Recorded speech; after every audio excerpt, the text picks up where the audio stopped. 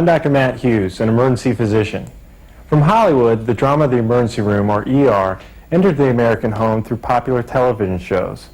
And while life-threatening situations in medical drama make for great ratings, they aren't purely the results of Hollywood scriptwriters.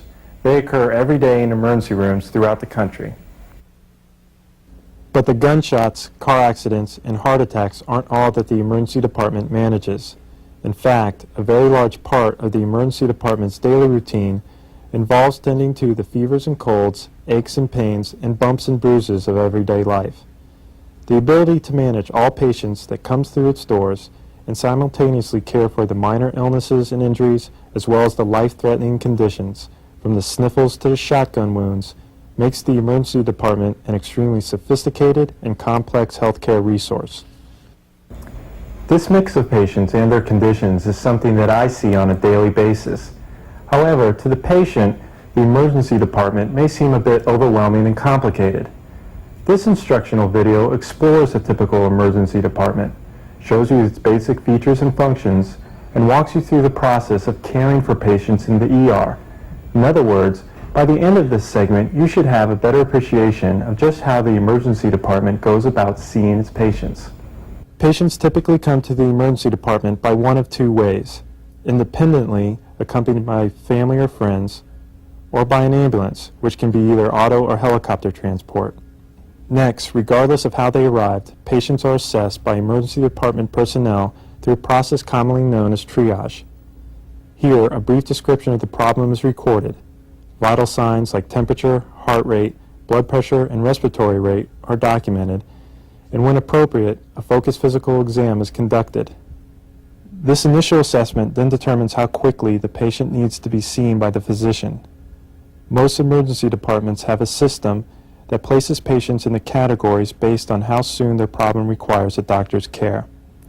The triage categories range from minor illnesses and injuries to immediately life-threatening events.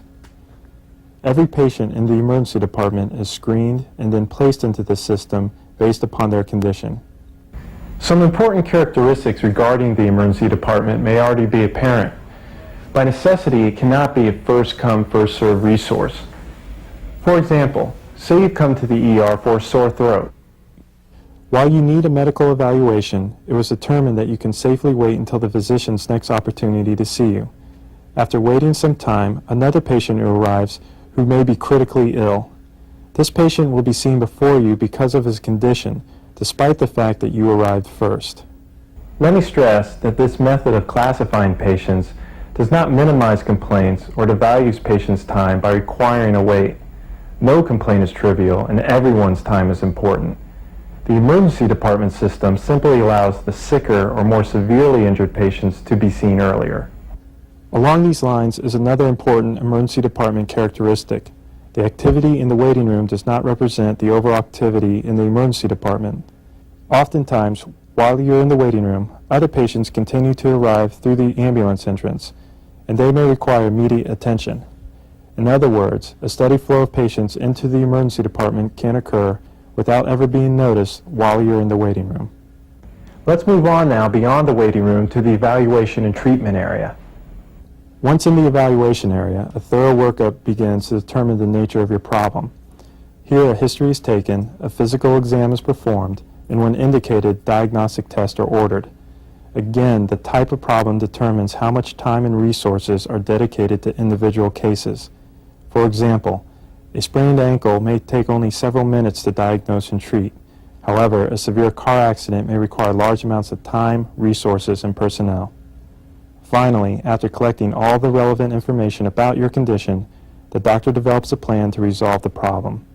This typically involves treating the immediate problem or arranging further evaluation and treatment either in the hospital or in a clinic. That's it. That's the system. Patients arrive, are assessed, categorized based on their condition, and then evaluated and treated according to their priority, with the ultimate goal being the provision of high-quality health care in an efficient and organized manner to all patients.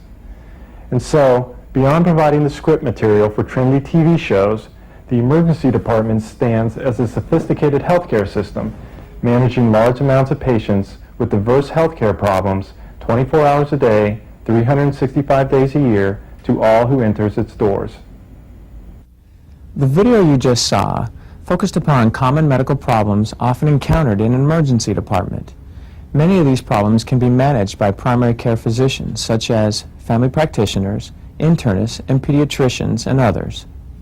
As a first step towards managing your health care, we urge you to contact your primary care physician, as they are typically acquainted with your medical history and can maintain continuity in your care. If you do not have a regular physician, we strongly encourage you to establish a relationship with one.